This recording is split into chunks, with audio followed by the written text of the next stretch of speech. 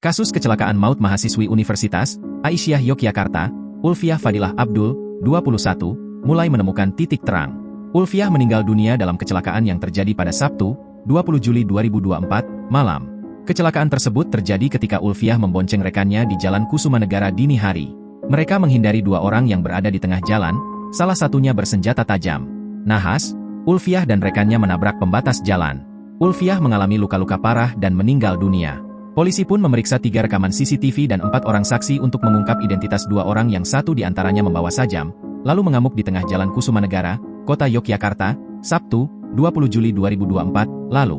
Dari rekaman CCTV tersebut, polisi menemukan titik terang pada kasus gangguan Kamtipmas yang mengakibatkan seorang mahasiswi meninggal dunia karena menghindar dari amukan 2 orang tersebut. Kasat Reskrim Polresta Yogyakarta, Kompol Probo Satrio, mengungkapkan saksi pada saat kejadian sangat minim.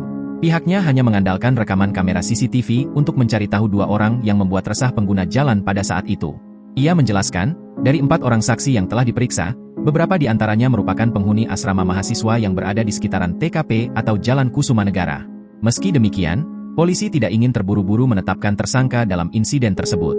Meskipun, hasil pemeriksaan saksi-saksi dan rekaman kamera pengawas menunjukkan 2 orang yang membawa sajam masuk ke asrama, seusai korban mengalami kecelakaan. Kalau keluar dari asrama apa enggak, dari CCTV enggak kelihatan. Memang itu dari arah timur, tapi ada saksi mengatakan termasuk saksi korban itu mereka 2 orang kembali masuk ke asrama setelah korban terjatuh, ujar Probo. Probo menuturkan alasan polisi memburu 2 orang tersebut lantaran mereka membawa sajam dan meresahkan pengguna jalan.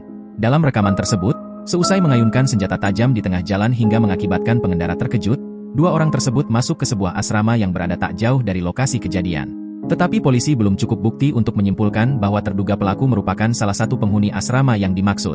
Tapi kan masuk ke situ belum tentu juga orang situ. Bisa saja dia sembunyi atau gimana, jelasnya. Kendati demikian, polisi telah memeriksa 4 saksi termasuk beberapa di antaranya penghuni asrama tersebut. Dari beberapa alat bukti yang didapat, Probo menegaskan saat ini penyidik Satreskrim telah menemukan titik terang dalam mengungkap kasus ini. Download Tribun X sekarang, menghadirkan lokal menjadi Indonesia.